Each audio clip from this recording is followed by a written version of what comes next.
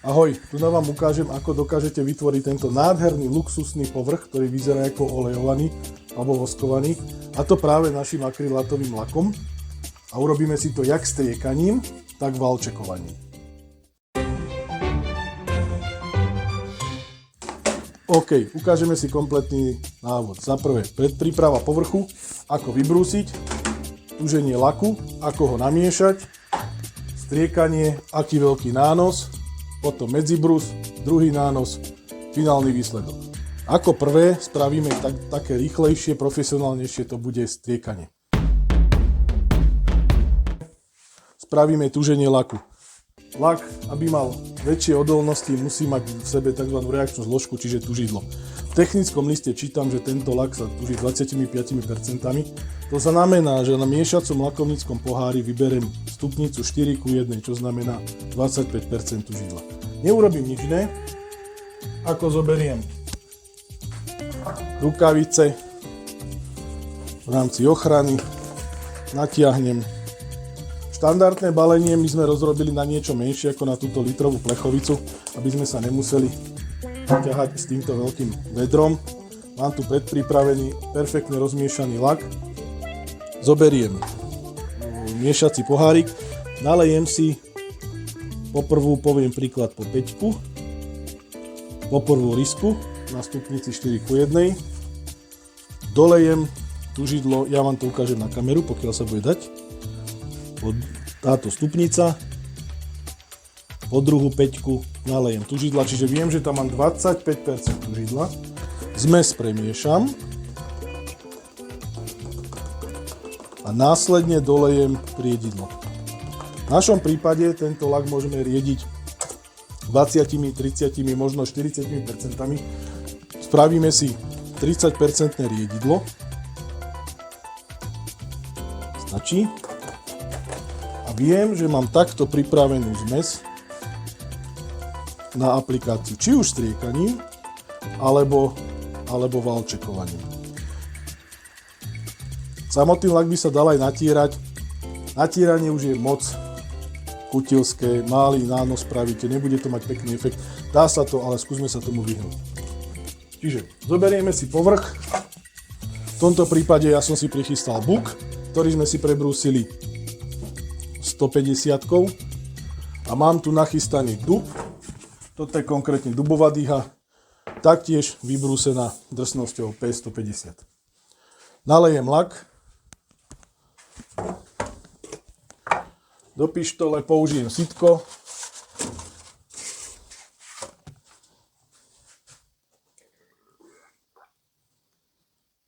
Lakovnícke sitko je dobre používať. Sem tam sa v zmesi ukáže predsa nejaká drobnosť zaschnutá. Skontrolujem, či mám otvor.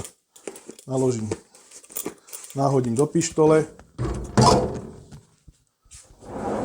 Prichystám povrch. A začnem striekať. Ja teraz musím pustiť odsávanie v našej malej striekarničke, ktorá je upravená práve na striekanie takýchto vzoriek. Možno ten zvuk nebude taký dobrý, ale vyskúšame to. Ideme na to.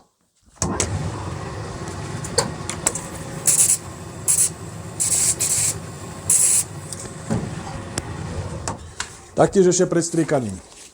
V rámci nánosu. Prečítam si na materiál na technickom liste, že ideálny nános je rádovo 100 až 120 mikrónov alebo 120 gramov na metr štvorcový. Čo znamená, že je 120 mikrónov. Môžem to zmerať už spomínaným meracím hrebienkom.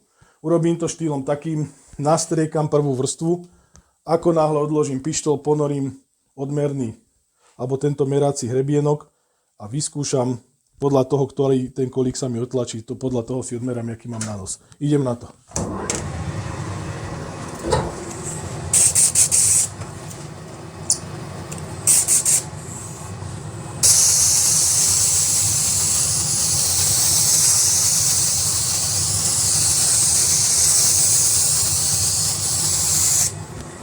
Nastriekal som. Dám si stupnicu od 100 do 175 mikrónov. Ponorím a viem, že sa mi odtlačil iba 100 mikrónový, to znamená, že môžem aplikovať trošku viac.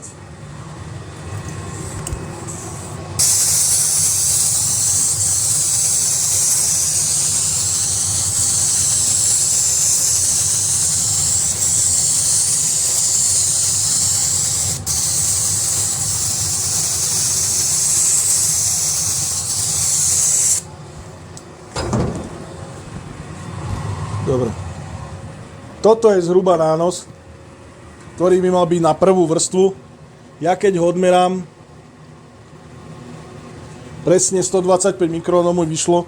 To znamená, že takto by sa mala aplikovať prvá vrstva, takto by sa mohla aplikovať aj druhá vrstva. Je pravda, že ja som to nastriekal tak, že tu je trošku taký suchší pás. Nevadí, necháme uschnúť, spravíme medzibrus, zopakujeme. Tento defekt nebude defektom, ale stratí sa. Zoberiem si druhý povrch a to je masívny buk. A tam postupujem takisto.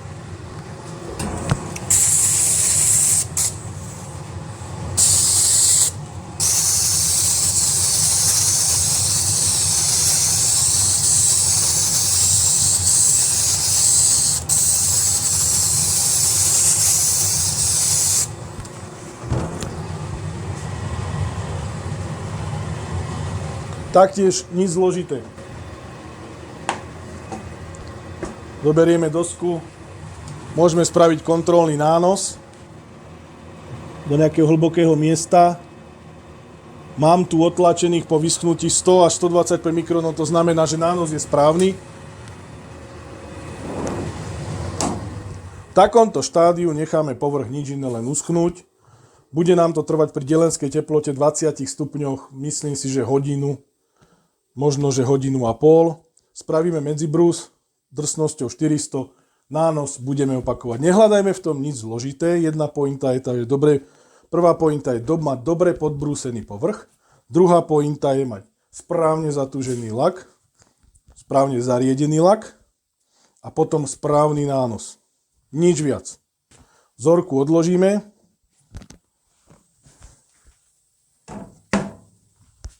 A môžeme sa pustiť do valčekovania. Ideme si zarobiť lak úplne takisto, ako včera. Prosto použijem odmerný pohárik, tzv. Lakovnícky miešací pohárik. Mám lak, ktorý presvedčím sa o tom, že je dobre premiešaný. Veľmi dôležité je mať kvalitne premiešaný tento lak, nakoľko obsahuje veľa matovadla. Je to pravda, musíme sa presvedčiť, že nám neostal žiadny tzv. Sediment na spodu. Čiže ak je tá zmes úplne homogénna, vieme, že môžeme začať nalievať.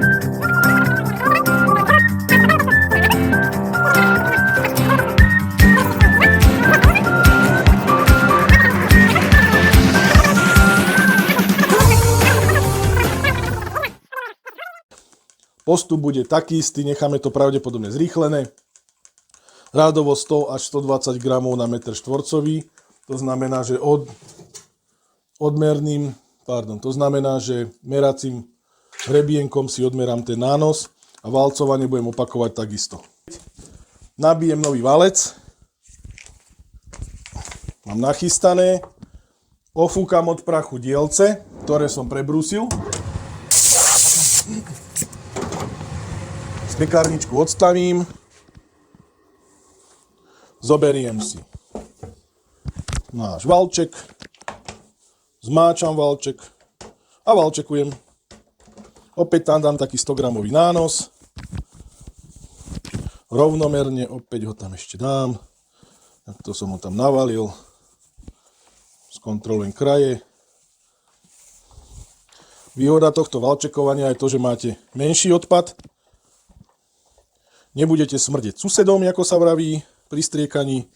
Akurát je to pomalšie a nanášate menšie plochy. Dokážete tak maximálne tých 100 gramov, ako sme si merali. Na začiatku tohto videa dokážete maximálne 100 gramov naniesť, ale zase odpad, tzv. Overspray je minimálny, lebo nemáte žiadny prestrek. Ja som sa tu zasekal, to znamená, že musím zobrať tento dielec odstavím. Pokračujem s bukovým. Životnosť tejto zmesi vydrží celú smenu, ako by som povedal. To znamená, že máte tam 5-6 hodín na to, aby to stvrdlo. Samozrejme, pokiaľ to máte v takejto nádobke na takúto maličkú vrstvu, tak tu na to zaschne. Pokiaľ to máte v plechovici alebo v takom miešacom pohári, kde ten objem vyšší a tá exponačná plocha je menšia, aby to vyschlo, tam vydrží tých hotových 5-6 hodín ten lak.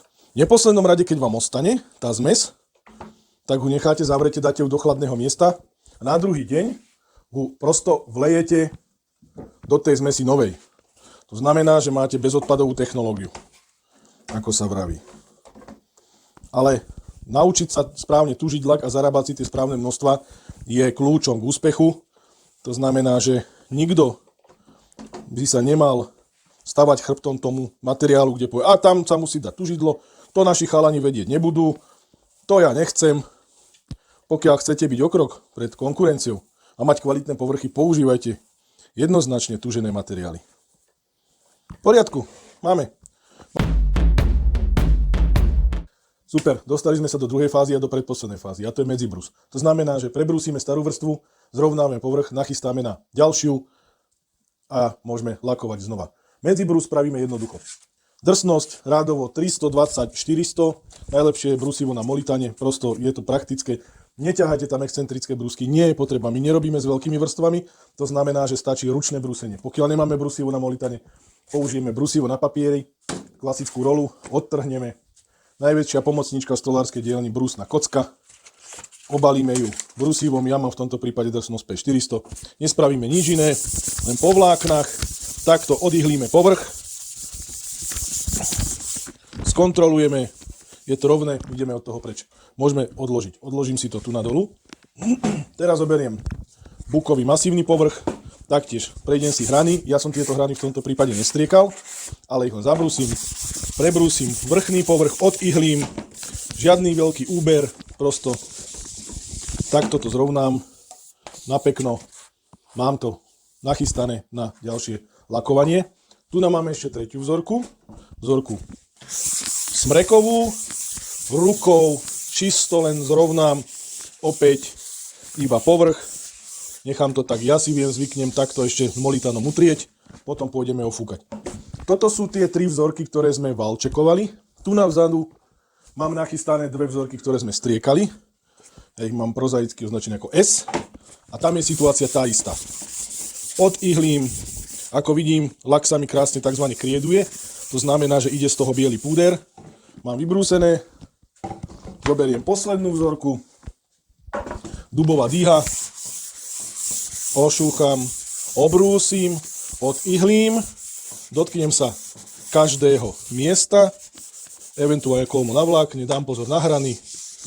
Tu keby sme aj trošku prebrúsili, nie je to až taká tragédia, pokiaľ by ten povrch bol morený, tam si už musíme dávať väčší pozor. To je taktiež na ďalšiu debatu.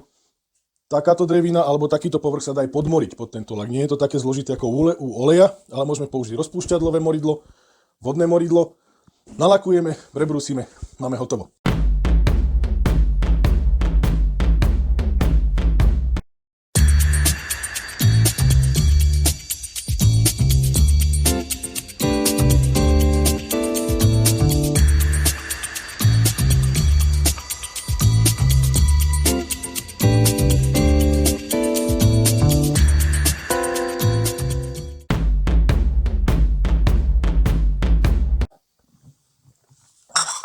No a sme vo finále. Už len pohodička, kávička. Povrchová úprava je hotová. Ako vidíte, je to nádherný, naturálny, krásny vzhľad hodný oleja alebo vosku. Je to krásne na dotyk, nesmrdí to, je to jemnučké, je to v hlbokom mate, vôbec tam nie je vidieť žiadna plasticita toho umelého materiálu. To znamená, tento efekt je 100%. Môžeme si zmerať aj takisto lesk, alebo teda aký hlboký je tento mat. Tento prístroj sa volá leskomer. Je to prístroj, ktorý merá percento odrazu svetla z toho povrchu. V tomto prípade je to lesk 3%, čo je veľmi, veľmi hlboký mat. Čiže je to dôkaz toho, že sa to podobá oleju a vosku. Vyzerá to ako olejované a voskované a má to oveľa, oveľa väčšie odolnosti, jak chemické, tak mechanické. Je to materiál tužený, je to materiál, ktorý nežltne, je to materiál, ktorý vydrží do budúcna. Ďakujem, že ste dopozerali toto video až do konca. Toto video sme my vyprodukovali prioritne pre našich zákazníkov ako inštruktážne video na aplikáciu. Pokiaľ vy ešte nie ste našimi zákazníkmi, máte záujem, neváhajte, prosto kliknite na sociálne siete, eventuálne na web stránku, alebo nám prosto zavolajte. Môžeme prísť k vám, odprezentujeme vám túto povrchovú úpravu, ktorá bude určite prínosom vo vašej prevádzke. Ďakujem, ja sa volám Ivan Minárech. Toto bol ďalší diel zo seriálu Husté farby, ktorý produkujeme my zo spoločnosti PPO Minárech.